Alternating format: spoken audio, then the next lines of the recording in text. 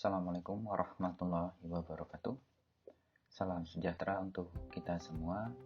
Pada pertemuan ke-7 ini, kita akan membahas tentang strategi dalam media relation. Public relation banyak sekali kegiatan dalam media, sehingga diperlukan strategi yang tepat untuk mencapai tujuan atau sasaran penggunaan media yang tepat. Untuk lebih jelasnya akan kita bahas pada pertemuan ini.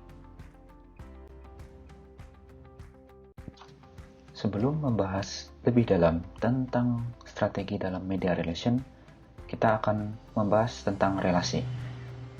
Relasi dalam Kamus Besar Bahasa Indonesia berarti hubungan, perhubungan, atau pertalian, kenalan, atau pelanggan. Relasi adalah hubungan yang terkait dengan aspek emosional, pertumbuhan, dan perkembangan manusia adalah hasil dari relasi dengan orang lain. Hal ini disebabkan karena manusia sebagai makhluk sosial tidak bisa berdiri sendiri. Kita harus berinteraksi dengan orang lain, lingkungan, dan sekitarnya. Jadi, pada intinya relasi adalah kegiatan untuk berinteraksi dengan orang lain. Ada keterkaitan hubungan emosional antara satu orang dengan orang yang lain.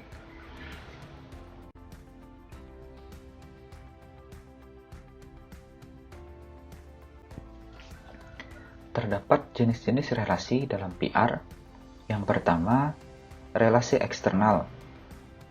Relasi eksternal adalah orang-orang di luar perusahaan, misalnya konsumen, dealer, supplier, tokoh masyarakat, atau orang pemerintahan. Yang kedua, relasi internal. Relasi internal merupakan komunikasi yang dikembangkan untuk menjaga hubungan optimal antara karyawan, manajer, sekitar pekerja, pemegang saham, dan kelompok internal yang lain. Yang terakhir, relasi media. Relasi media merupakan komunikasi yang dilakukan perusahaan dengan media massa. Pada poin ketiga inilah yang akan kita bahas lebih dalam. Bagaimana strategi kita dalam menjalin hubungan komunikasi yang emosional dengan awak media.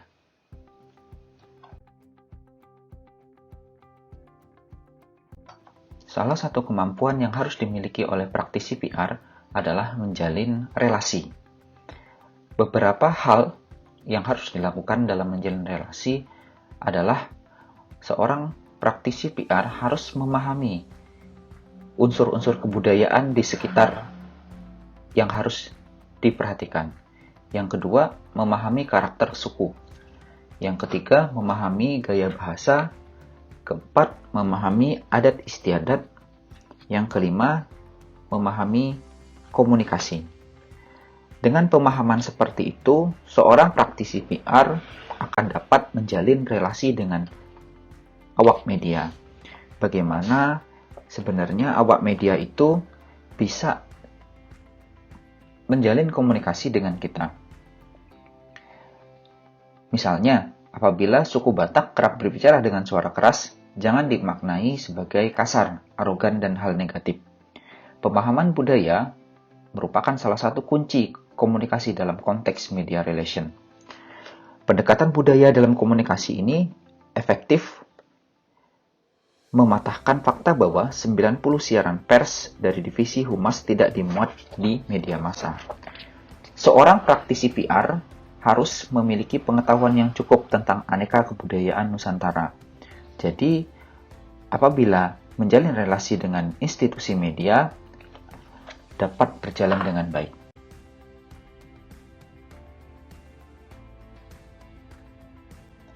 Terdapat 6 strategi dalam membangun relasi dengan media. Pertama, pelayanan kepada media. Kedua, menegakkan reputasi perusahaan agar tetap terpercaya. Ketiga, menyuplai naskah informasi yang baik.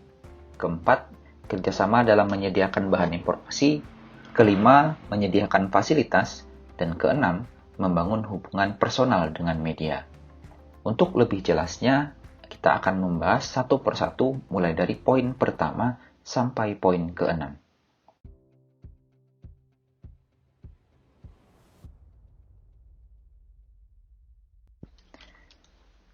Pertama, by serving the media atau pelayanan kepada media.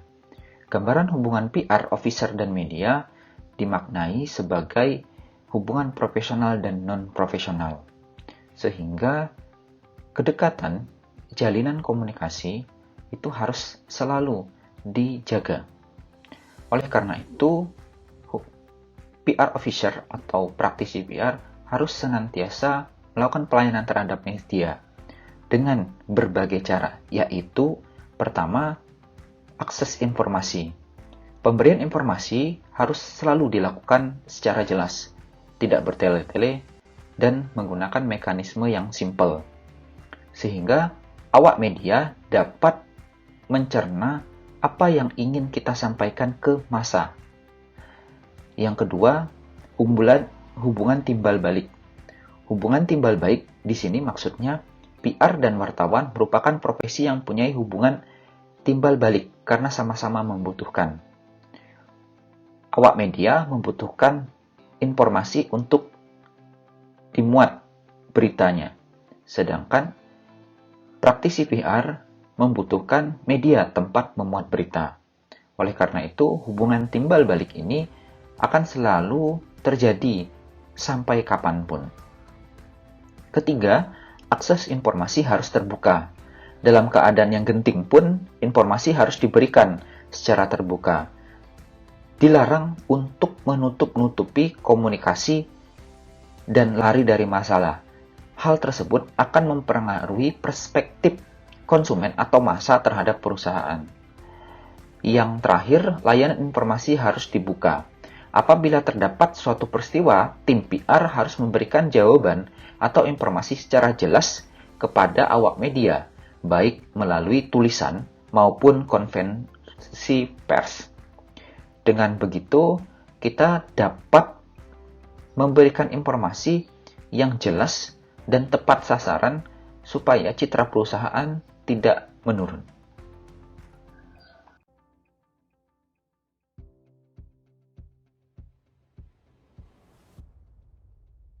Selanjutnya, by establishing a reputation for reliability, yaitu menegakkan reputasi perusahaan agar tetap dipercaya. Nah, kepercayaan publik terhadap perusahaan merupakan hal yang sangat penting. Hal ini yang menjadi misi seorang praktisi PR. Oleh karena itu, kepercayaan atau trust ini harus dibangun dan membutuhkan kerjasama dengan awak media. Beberapa hal yang perlu diperhatikan dalam meningkatkan reputasi perusahaan. Yang pertama, dalam memberitakan segala sesuatu, perusahaan dilarang menyebarkan hoax atau berita bohong. Karena hal ini sangat mudah diketahui di era keterbukaan informasi. Terus, apabila ada pemberitaan negatif tentang sebuah perusahaan, praktis PR harus mencari sudut pandang lain yang bisa meminimalisir atau merubah pandangan negatif itu menjadi pandangan positif. Misalnya, dulu pernah ada kejadian meledaknya Samsung Galaxy Note 8 kalau tidak salah. Dan hal itu menjadikan perusahaan Samsung merugi banyak. Praktisi PR di sini bisa merubah sudut pandangnya menjadi positif apabila dipandang dari sisi media, bahwasannya mereka telah melakukan berbagai macam penelitian tentang mengapa Samsung Galaxy Note 8 ini meledak dan lain sebagainya. Dan hal tersebut melahirkan inovasi baru dan mereka beritakan muncullah Samsung Galaxy Note 8 FE atau Fan Edition. Nah, citra negatif yang semulanya tinggi sekali itu bisa berangsur-angsur mengecil karena Samsung melalui praktisi PR-nya bisa memberikan informasi ke masyarakat bahwasannya produk sudah mereka ganti dengan yang baru dan yang lama itu sudah ditarik. Nah, kerugian pun bisa ditutupi dengan penjualan Galaxy Note 8 FE Fans Edition waktu itu.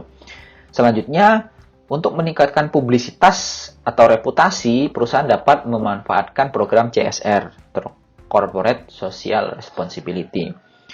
Nah, di program CSR ini dapat digunakan untuk membantu komunitas, membantu masyarakat yang dibutuhkan, atau sesuai dengan tujuan perusahaan untuk memberikan CSR. Pada saat pemberian CSR ini pasti kita mengundang awak media untuk diliput.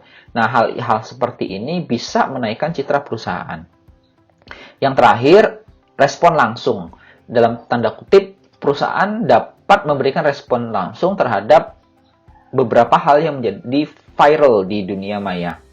Misalnya, ada seorang anak yang terpaksa berjualan untuk mencukupi kehidupan keluarganya dan meninggalkan bangku sekolah. Nah, perusahaan bisa datang dengan cara memberikan beasiswa dan bantuan bulan misalnya kepada keluarga ini, sehingga anaknya bisa sekolah, orang tuanya bisa tercukupi atau memberikan pekerjaan.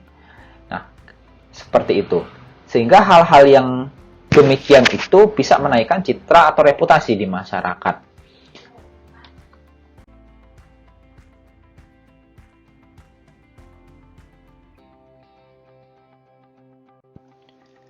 Strategi yang kedua adalah by supplying good copy, yaitu menyuplai naskah informasi yang baik. Awak media memerlukan naskah informasi untuk dimuat beritanya di media mereka. Oleh karena itu, untuk mempermudah awak media dalam melakukan pengerjaannya, praktisi PR harus menyuplai naskah informasi yang sangat dibutuhkan oleh wartawan.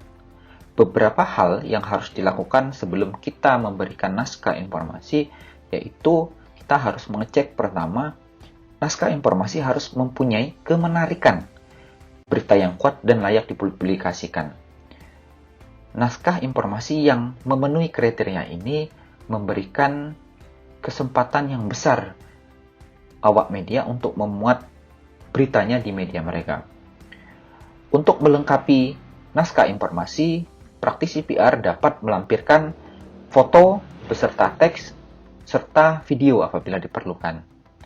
Selain itu, sebelum dikirim, perhatikan kelayakan naskah.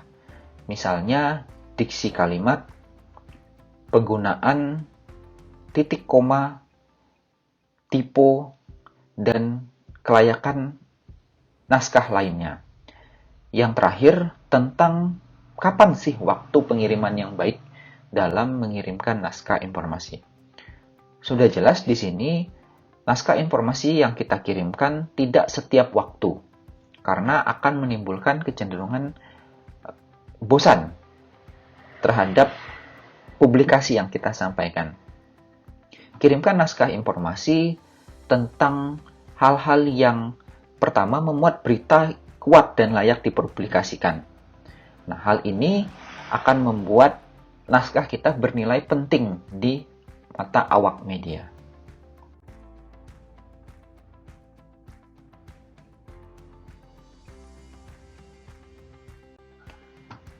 Yang ketiga, by cooperation in providing material, atau kerjasama menyediakan bahan informasi.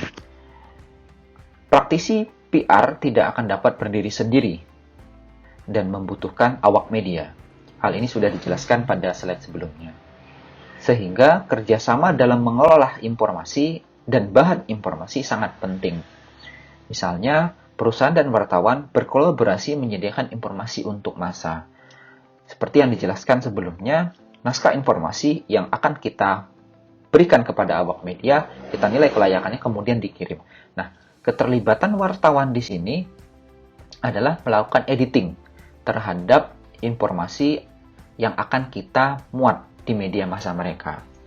Nah, selain itu, kita dapat melibatkan wartawan dalam kegiatan berita pada media internal. Misalnya, sebuah perusahaan mempunyai media internet untuk publikasi.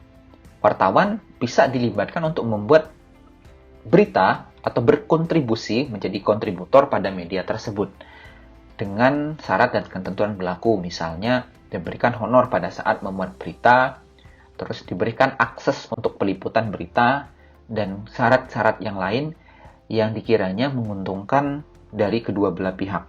Perusahaan mendapatkan publikasi yang layak karena dilakukan oleh awak media, sedangkan awak media mendapatkan pemasukan tambahan menjadi kontributor pada media perusahaan atau media internal.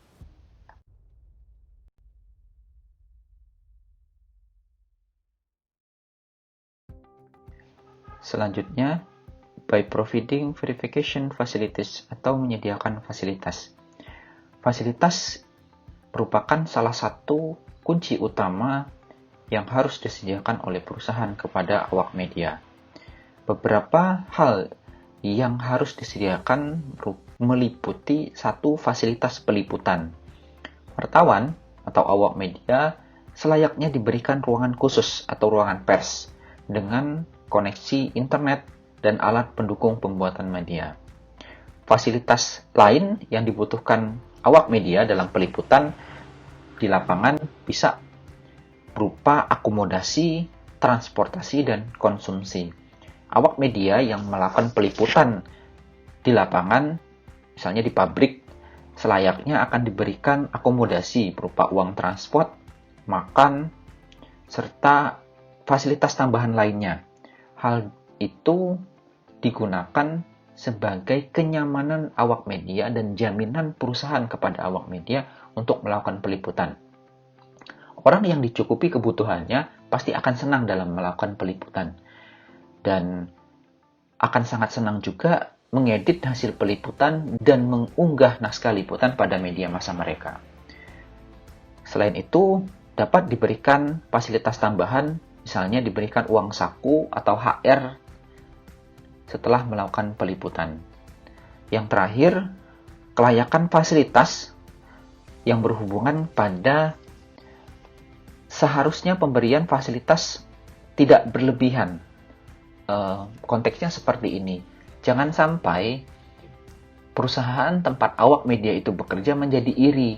Kok fasilitas yang diberikan perusahaan A kok lebih bagus dibandingkan fasilitas kami? Nah, hal-hal seperti ini seharusnya bisa dikomunikasikan antara wartawan dan praktisi media. Praktisi PR, maaf. Sehingga hal tersebut tidak menimbulkan keirian dari perusahaan media tempat wartawan bekerja.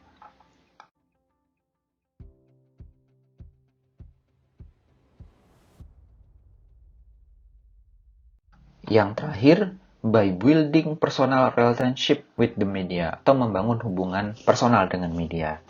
Praktisi PR dan awak media sangat perlu menjalin hubungan interpersonal baik, sehingga menciptakan sebuah komunitas yang sangat menguntungkan. Praktisi PR dan awak media akan selalu bekerja sama, sehingga menimbulkan komunikasi yang intens dan menyebabkan hubungan emosional mereka meningkat. Nah, sudah selayaknya intensitas komunikasi yang terjalin tersebut ditindaklanjuti dengan kegiatan yang lain, karena merasa sudah dekat. Misalnya, pada saat wartawan berulang tahun dikirimi ucapan ulang tahun, pada saat ada sanak saudara menikah atau wartawan tersebut menikah, praktisi PR memberikan ucapan selamat datang pada saat acara pernikahan, terus menjalin keakraban di luar konteks dalam tanda kutip pekerjaan, misalnya nongkrong, hangout bersama tanpa membicarakan pekerjaan karena sudah membangun kedekatan atau relasi. Yang terakhir, dengan melakukan kelayakan hubungan tersebut, pemberitaan dan publisitas diharapkan dapat maksimal karena sudah terjalin hubungan yang baik antara awak media dan praktisi PR.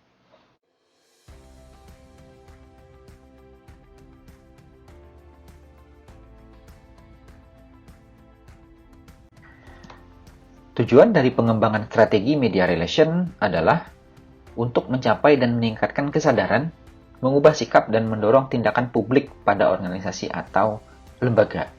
Intinya seperti ini. Dengan menggunakan media yang tepat, informasi yang disampaikan ke halayak atau massa itu menjadi efektif. Dengan efektif, berarti feedback yang didapatkan bisa positif. Misal contohnya, sebuah perusahaan kosmetik memberikan publikasi yang baik terkait produk. Pesan ini sampai kepada massa atau medianya dan bisa mengubah perilaku media untuk membeli produk. Nah, hal-hal yang seperti ini yang dapat menjadikan pertimbangan bagi perusahaan, oh ternyata memilih media yang baik, strategi pemilihan media yang baik, strategi pemilihan relasi yang baik, itu bisa secara tidak langsung mengubah pandangan konsumen terhadap produk dan membeli produk kita. Nah, tujuannya seperti itu. Intinya, dengan memilih media yang baik, menjalin relasi dengan media yang baik, perusahaan akan mendapat keuntungan, yaitu trust atau kepercayaan di masyarakat.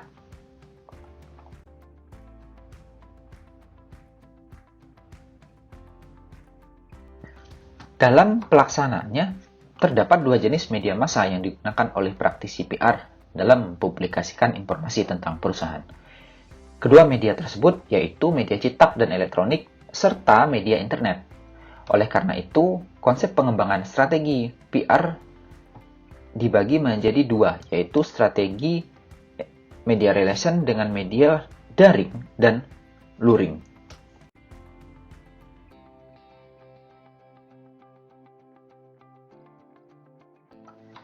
Dalam mengelola media daring, terdapat beberapa strategi yang dapat digunakan. Yang pertama, milih jenis media yang akan digunakan. Penentuan jenis media disesuaikan dengan kebutuhan perusahaan, sehingga perusahaan harus melakukan riset terlebih dahulu terkait kebutuhan media yang akan digunakan. Yang kedua, tidak lupa dalam pemilihan media, kita menyediakan admin atau pengelola media tersebut. Admin atau orang yang bertugas menjadi pengelola media diharapkan untuk merespon kicauan netizen, sehingga diperlukan orang-orang yang santai, memiliki ketenangan, dan memiliki pemikiran yang luas. Jangan sampai seorang admin media, misalnya media sosial, menanggapi keluhan, saran, kritik itu dengan cacian atau ketidakterimaan. Nah, hal ini akan membuat citra perusahaan kita akan negatif. Yang ketiga, dalam membuat berita pada media sosial yang dimiliki oleh perusahaan, seharusnya disajikan fakta, sehingga tidak ada sesuatu yang berunsur subjektif. Yang terakhir, media sosial yang digunakan sebagai media relation itu harus selalu up to date atau selalu memberikan perkembangan terhadap perusahaan. Media-media yang tidak up to date atau tidak aktif membuat publik bertanya-tanya apakah perusahaan ini masih eksis atau tidak. Tetapi sebaliknya, apabila media yang digunakan itu aktif, publik tahu atau update terkait berita tentang perusahaan tersebut.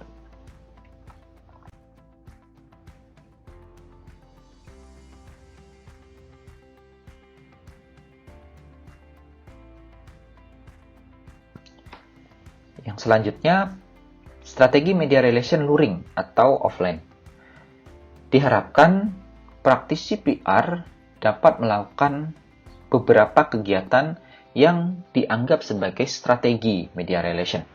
Yang pertama, untuk menjalin kedekatan dengan awak media, kita perlu untuk terlibat aktif dalam kegiatan internal media. Misalnya, kita mengundang media atau awak media untuk menghadiri acara internal perusahaan.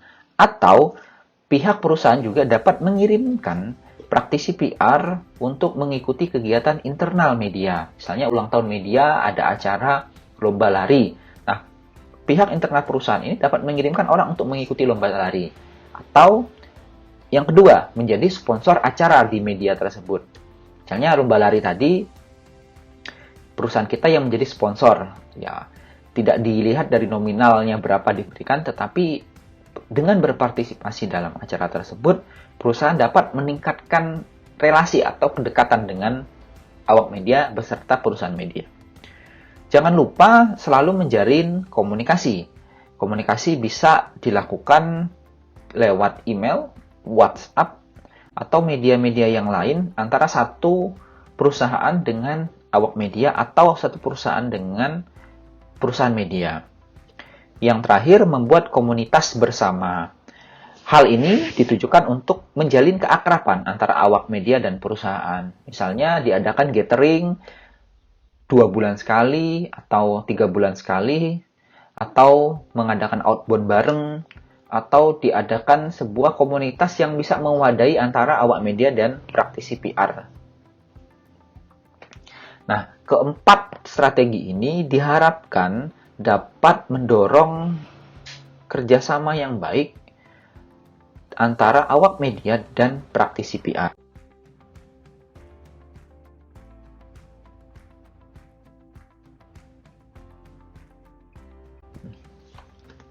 Dalam pengembangan jaringan media, perusahaan dituntut untuk melakukan beberapa hal. Yang pertama, kesadaran membangun jaringan. Untuk membangun jaringan PR harus dilakukan dalam jangka waktu yang lama.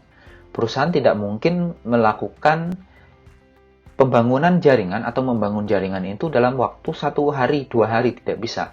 Karena untuk menjadi dekat itu perlu suatu hal yang intens. Sehingga praktisi PR harus selalu menjalin komunikasi yang intens dengan awak media. Dengan begitu, kita dapat membangun keakraban antara kedua belah pihak. Yang kedua, saling menghormati. Nah, hal-hal ini bisa dilakukan lewat komunitas. Nah, jadi pada saat tidak ada hubungannya dengan peliputan, sebaiknya praktisi PR bisa membicarakan hal-hal yang lain di luar konteks pekerjaan. Tujuannya adalah tidak membebani awak media dengan sesuatu hal yang di luar konteks mereka. Misalnya sedang nongkrong, ketemu di kafe misalnya. Tiba-tiba kita menanyakan terkait, dalam tanda kutip, pemberitaan yang sudah kita kirimkan ke awak media. Nah, hal itu tidak tepat, karena dalam kondisi seperti itu, bukan antara praktik PR dengan awak media, tetapi lebih ke personal, karena itu di luar pekerjaan, gitu, di luar ruang lingkup pekerjaan. Yang selanjutnya, praktisi PR diharapkan bisa terkoneksi dengan profesi wartawan, karena akan membuka koneksi, itu dapat memberikan informasi dan akses yang lebih cepat.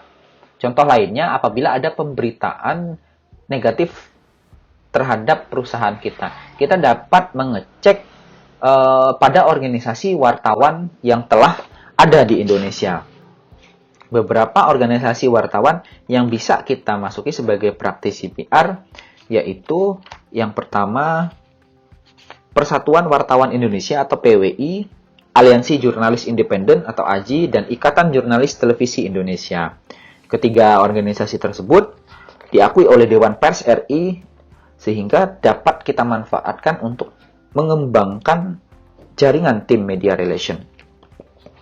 Yang selanjutnya, pengembangan bersama. Pengembangan bersama ini menuntut kesadaran antara perusahaan dan perusahaan media untuk bersama-sama mengembangkan diri sehingga dapat menjadi mitra strategis dalam meningkatkan kemampuan atau kapasitas wartawan. Bisa dengan cara melakukan pelatihan, terus upgrade skills, mendatangkan ahli, dan lain sebagainya. Yang terakhir yaitu komitmen bersama. Semua hal yang dilakukan untuk mengembangkan jaringan media relation tidak bisa hanya dilakukan oleh satu pihak saja, tetapi menuntut adanya keterlibatan antara pihak yang lain juga. Sehingga kedua perusahaan, baik perusahaan A yang menggunakan media dan perusahaan media tersebut bisa duduk bersama-sama untuk saling sharing informasi, sharing tanggapan, dan membentuk komitmen bersama bahwasannya pengembangan jaringan media relation ini diperlukan. Sekali lagi, perusahaan tanpa media, orang akan buta terhadap perusahaan tersebut. Begitu juga media tanpa perusahaan, tidak ada pemberitaan. Jadi sama-sama orang akan buta terhadap informasi. Jadi kedua belah pihak ini harus saling gotong royong bersama-sama untuk membangun informasi.